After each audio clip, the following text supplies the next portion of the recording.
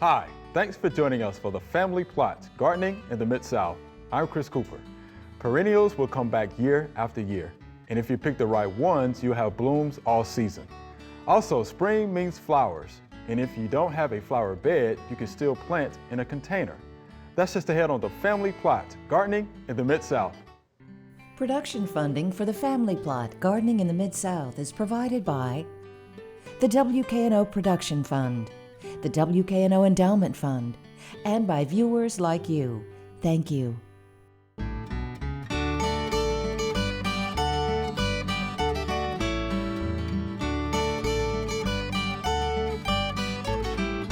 Welcome to the Family Plot. I'm Chris Cooper. Joining me today is Joellen Dimond. Joellen is our local horticulturist, and Tonya Ashworth will be joining me later. Hi, Joellen. I know you like to talk about perennials. Perennials, yes. One of my favorites. And we're going to talk about a bunch of perennials that do well in the ground, because perennials come back year after year, and these last for years. So the first we're going to talk about is the hellebores. They bloom first in February and clear through till April. They're all different kinds. Their blooms last a long time because it's cool out. But they can be grown in zones 6 through 9. And it's also called the Lenten rose because it's blooming during Lent. So that's their claim to fame. And they have evergreen foliage, which stays around all year long. Next, we're going to talk about peonies. Peonies are in zones 3 through 8. And they bloom in the spring, probably, middle of the spring.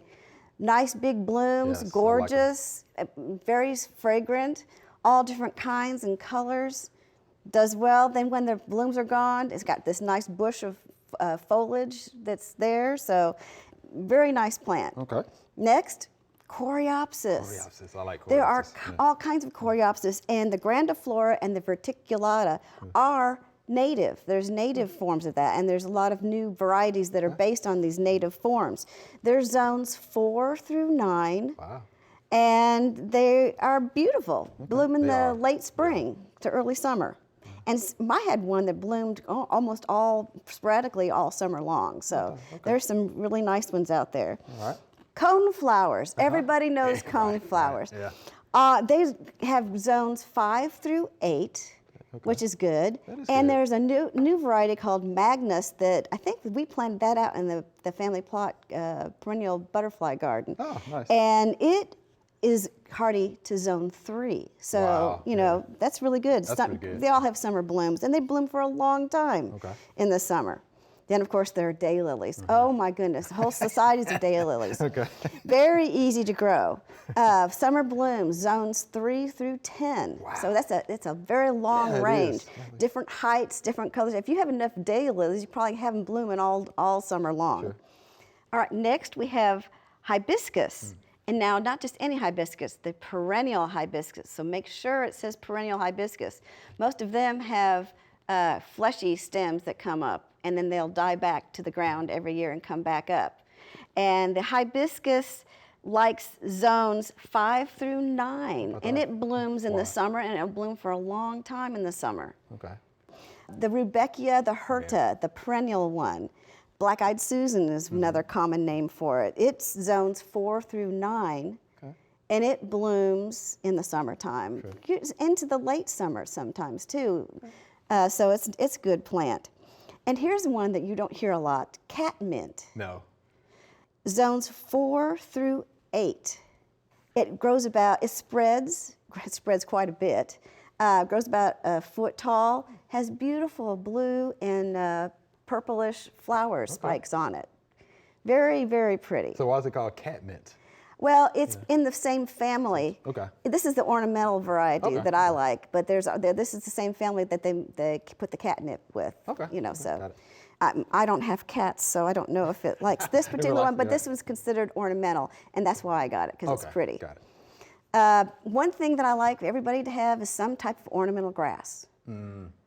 I'm a big fan of ornamental There's grass. all different kinds of the caryxes and the sedges and everything, but one that I know does really well in perennial gardens is one called Hamlin. It's a dwarf fountain grass, but I like it because it gives a different texture in the garden, and it has seed heads little foxtail seed heads looking like in the latter part of the summer and into fall. Oh, nice. So it's really pretty. Okay. Another one that I like is called sedum. All of the sedums, there are many, many sedums. You know, they're dwarf and they're all different sizes. They bloom at all different times during the summer. My favorites are the fall blooming ones, which are Autumn Joy and Autumn Fire. Okay. Those two I like the best because they're blooming at a time when a lot of things have stopped blooming. That's why I like those. And of course, last to bloom in the season is our aromatic aster. And I'm not going to pronounce the scientific name to that because it's very difficult. It is. But it is zones 3 through 8. And, you know, it can grow just all over the country. So we've got a lot of range of perennials here, but all of them that we have talked about, you have something blooming from February clear through November. Nice. So, they may not all bloom at the same time. Right. They're sporadic, and but they all like the same kind of properties. I mean, they all like sun to partly shady area. They all like well drained and can take a little bit of drought if I forget to water them or if Mother Nature doesn't water them. They're forgiving in that sense. So that's why I like all of them. And landscape value. There's all different textures and colors, so they do well together. Also, with these, I have the perennial garden. I don't forget there are bulbs that are perennial too. I know you like bulbs. And so daffodils. I mean, I didn't know we did a whole segment on daffodils. There are so many different daffodils. They're one of the first heralders of spring, and they're blooming with the hellebores in the spring. Nice. You know, in the late winter. I like daffodils. They do really well. I recommend buying those as a perennial. And for a surprise, in the middle of the summer, the belladonna lilies, big, pink, gorgeous. They come up. They just make you smile because they come up and they surprise you, and they bloom and they're big and gorgeous, and I like those. As is the nerines that bloom then later, towards the beginning of fall. Late summer and into fall, you get the nerines that come up just suddenly. That, you know, the foliage comes up early in the spring because the foliage is up now, and then the foliage dies down, and these come up at different times throughout the season. So I like all of that, and to fill in for a little bit of extra color, an annual here and there. Just here and there. Just here and there, because I mean, you just gotta tide you over it in case something else isn't blooming. So something is blooming almost all time. Yeah, it comes up and blooms all the time. And I wish I had this information when I started, because it's taken me years to figure it out. But this is That's good. An easy way to do all that. And they will last for years. Like my peonies are my mother's. They're probably 50 to 60 years old. So they can last that long. They can last that long. You have all of this plant material that you pretty much talked about today. Yeah, I do. Wow. And it's fun to go out and use something new is blooming. Oh, look what's blooming now. Right. It's very nice. And you know, I don't do a whole lot of fertilizing. I might fertilize in the spring. Oh, that's good. Yeah, I do soil test every once in a while, every 2-3 years. You do a soil test to make sure the pH is where it needs to be. Sure. And if you have any problems with it, like sometimes you move to a new place and you plant, it might be too wet or too shady. Sure. And so you got to change that around. But once you find the right place for it, this stuff just lives and lives and lives. They thrive and survive. How about that? Any major problems that we need to know about? Actually being too wet. Being too wet, okay. That would probably be the worst detriment, because these like to be well drained. Okay. So that's what they like. And being that they are perennials, and you know, they'll die back, most of them, except for the hellebores, they don't. You're gonna have to cut them at some point. Sure, sure. So you can either do that as they die, or you can do it in the spring in February, just before everything starts waking up, or you can do it at the end of the season, whichever you prefer. Good deal. How about that? Yeah, so do your research, folks. Yeah, get some of these plants in your landscape. Yes. Yeah, blooms all season. All season long. I like that. Thank you, Joelle. That was good. I can tell you like talking about this. I love them. Thank you much.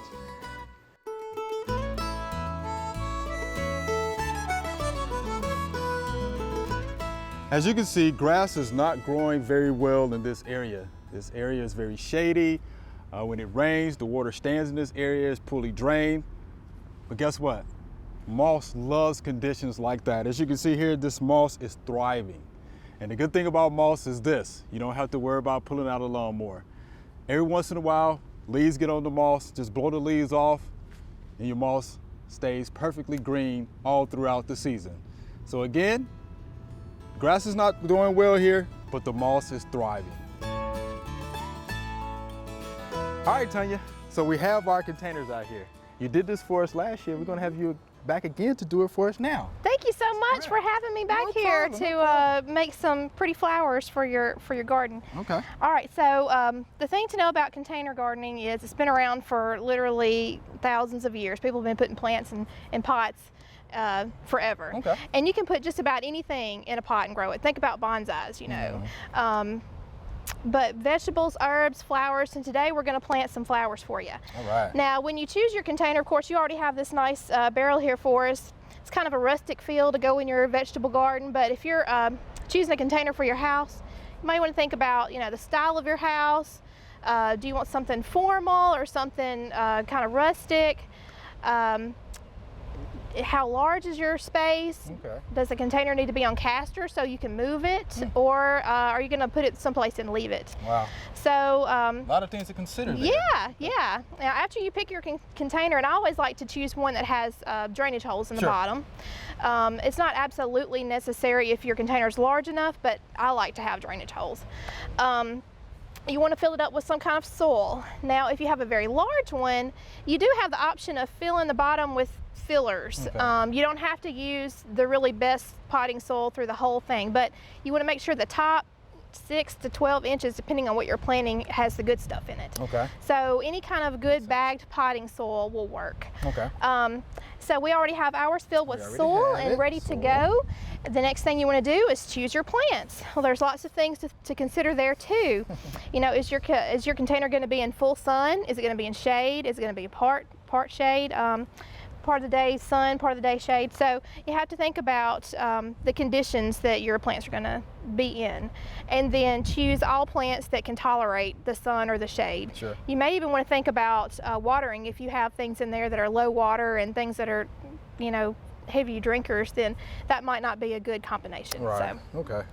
I like to plant colors depending on the container too. So for a barrel, I'm thinking rustic. So oranges, reds, purples, greens, your primary colors are good for a rustic look.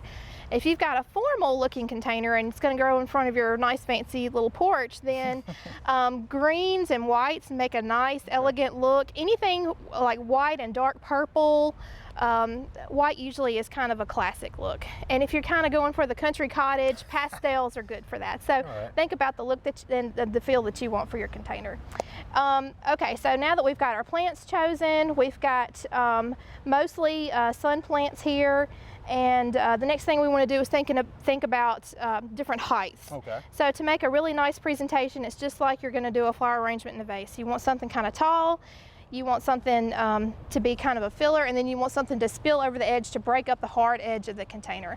And we call that thriller, filler, and spiller. Spiller. So for our thriller, which doesn't look very thrilling right this minute, Thrilled, huh? but it will be eventually, we have got a canna tuber. So this is the little top part of the package that it came from. Okay. And we're going to plant this in the center to be our tall thriller kind of a plant. Okay. We'll sit here So and it's watch got you do that. Our trowel here. All right. And you can see that this has signs of life, so that's a good see that, thing. yeah, It's trying to yeah. poke out already. Okay. And because it's like that, I'm not going to plant it really deep. Okay. So we don't have to do anything else with that until plant it. Doesn't have to be That's pretty much it. teased or anything. Okay. Nope. That's pretty much it. And then it's going to go in the center. And then around, I'm going to choose some marigolds. Marigolds. My dad loves marigolds. Yeah. Those would be good. Gives it a nice kind of garden feel, you know. Take these little plastic things out, y'all. Okay. Don't leave those in there. And again, we don't have to tease the roots or anything. We just plant them right in the Well, soil. these are pretty loose, so not too much to worry about there. Now, if it was very, very, you know, just nothing but a white mass of roots and like they're growing out the bottom of the plastic container, then yeah, you want to do something extra, but probably not necessary Okay. with that. So there's our marigolds. And we've got some nice verbena here.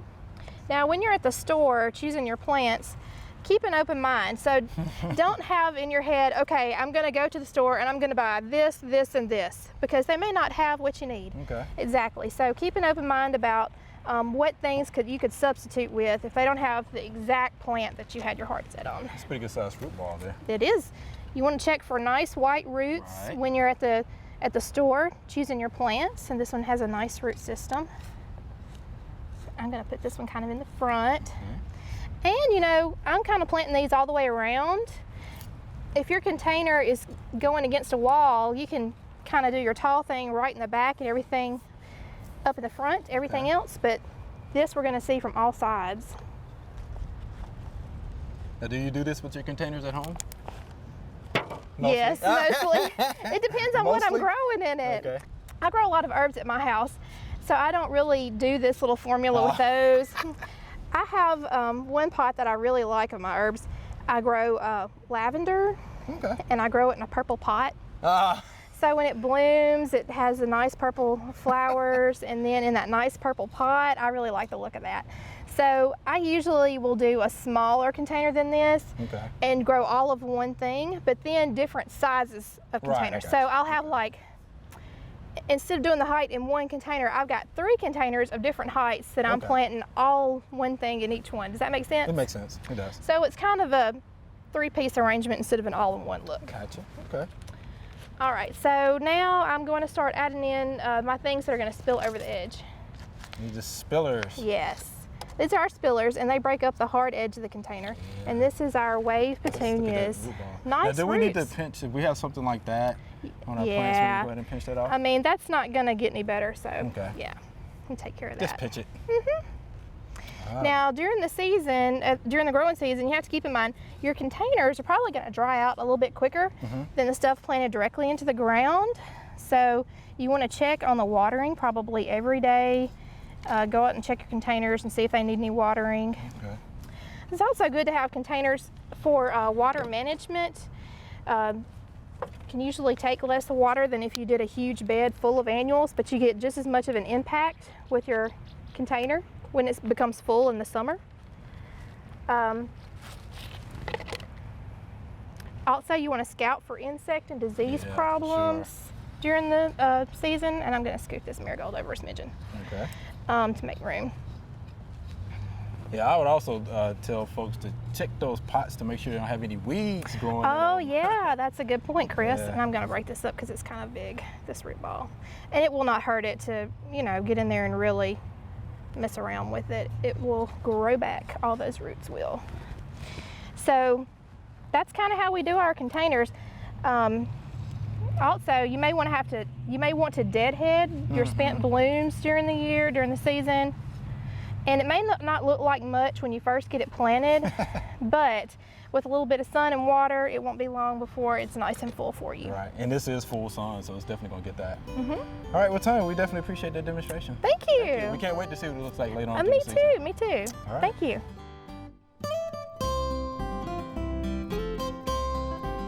I'm going to demonstrate how to separate and uppot a Sansevieria. Now, a Sansevieria can be a pretty tough plant. I never quite know what I'm going to find when I start dividing it. So I'm squeezing the pot a little bit. That's to loosen up the roots and just gently pulling it out. All right. And there's so many offsets that I could divide it a couple ways. If I wanted to, I could just divide it in half or just take off part of it. And that would leave this piece ready to be potted to be its own individual plant. But I'm going to go ahead and take off this section as well. And this can look a little scary, but for a Sansevieria, this is just fine to divide up a plant this much.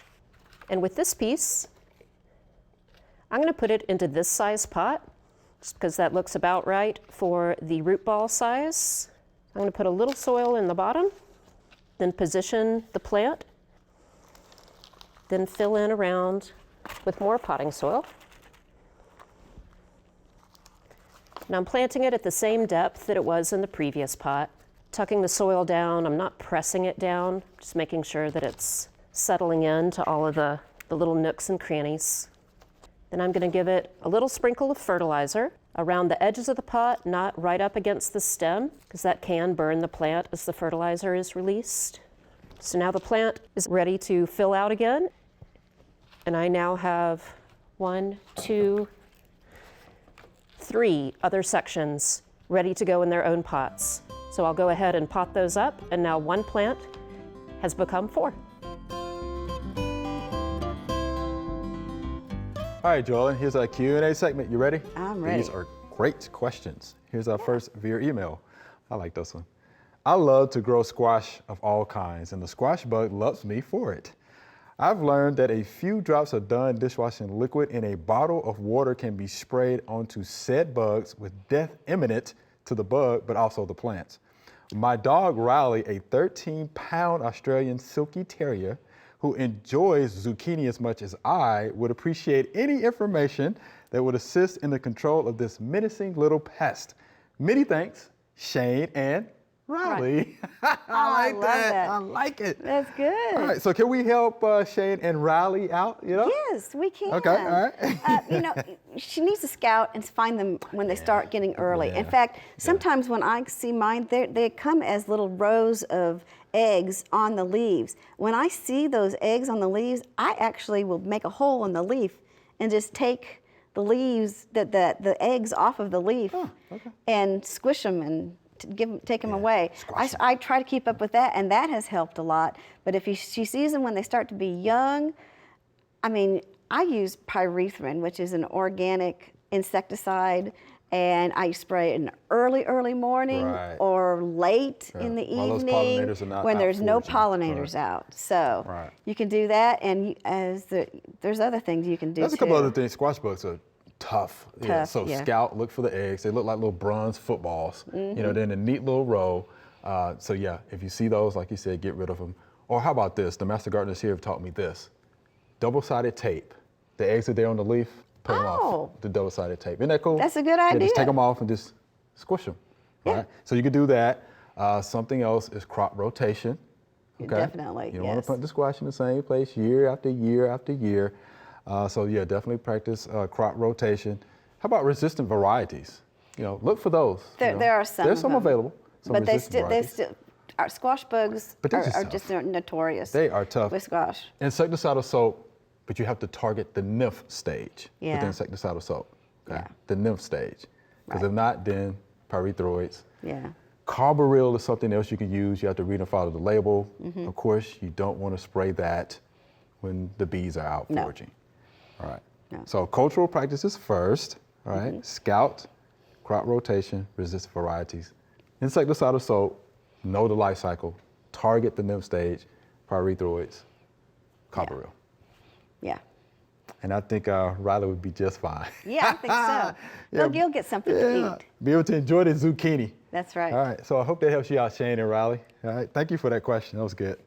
Here's our next via email. I have a couple of young sugar maple trees that have the bark splitting. Is this being caused by insects, or could it be a disease within the tree?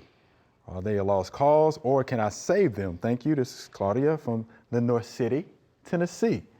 Love the picture, right? Good picture. Good pictures. First thing that came to mind to me, cicada damage, right? Because the female will actually make slits on those young, tender limbs or branches or stem to deposit her eggs. Yes. Right? If you get a lot of those slits, it could be detrimental to the health of the plant. Yeah, sure could. The plant could either die or, of course, it'll be stunted, in growth. But that's classic. Cicada damage. Yeah, the little fraying on it. That's what makes you think that's what it is. Right, and we did have a brood last year, I think sometime. So yeah, that makes sense to me, to see that kind of damage. And maples are on the list of trees that they actually like, to lay eggs on. So maples, oaks, there's some others, but yeah, it is on the list. And just, try to keep it healthy. Yes, yeah, good point. Put some fertilizer on it this spring, and as soon as the buds finish breaking, and let it get some nutrients to try to overcome the damage that was done by the. No, you're exactly bugs. right, because that's the best you can do at that point. Just keep it happy, healthy, and look, don't worry about spraying a pesticide. No, it's not gonna work. It's not useful, in that situation, right? But keep that tree healthy. Yeah, I think you'll be okay. All All right, so thank you for that question, Claudia. Appreciate that. Here's our next viewer email. Something is cutting off the ends of my magnolia branches in my front yard. I have not observed this in the 10 years I've lived here. We have no shortage of squirrels, but I have not seen them do this in person. Any ideas how and why this is happening? Thanks. And this is Ruth from East Memphis, Tennessee. So yeah, good pictures there. Magnolia branches all over the place on the ground. They're around my house too. So you know about that, huh? She's right. Squirrels. It's squirrels. It's squirrels. They're Yeah. making nests this time, and you know they're not that good. You know, they can't always remember to grab the branch that they're cutting, and sometimes it falls down to the ground. That's what you see there. But think of it this way: Mother Nature is pruning your tree for you. Hey, just a little pruning. It's a little pruning. You might not like it, but it's a little pruning. A little more work for you to pick up, but it'll be all right. It'll be fine. And it'll stop soon. Yeah, pick up those branches, of course. Yeah. You know, dispose of those. But yeah, just a little It's pruning just by Mother squirrels. Nature. Just trying to make nests. So there you have it, Miss Ruth. No need to do anything else. Don't worry about it. If you want to do the trapping method, you can do that, but you have to be patient and persistent with that. But I wouldn't worry about that. No, I wouldn't worry about that. So there you have it, Miss Ruth. Just a little pruning by squirrels. All right, Joellen, that was fun. It was. Thank you much. Appreciate that. Remember, we love to hear from you. Send us an email or letter. The email address is questions@familyplotgarden.com.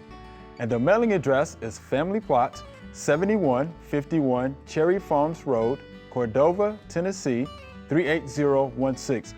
Or you can go online to familyplotgarden.com. That's all we have time for today. Thanks for watching.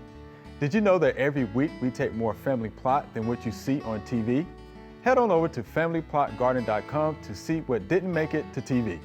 Be sure to join us next week for the Family Plot, Gardening in the Mid-South. Be safe.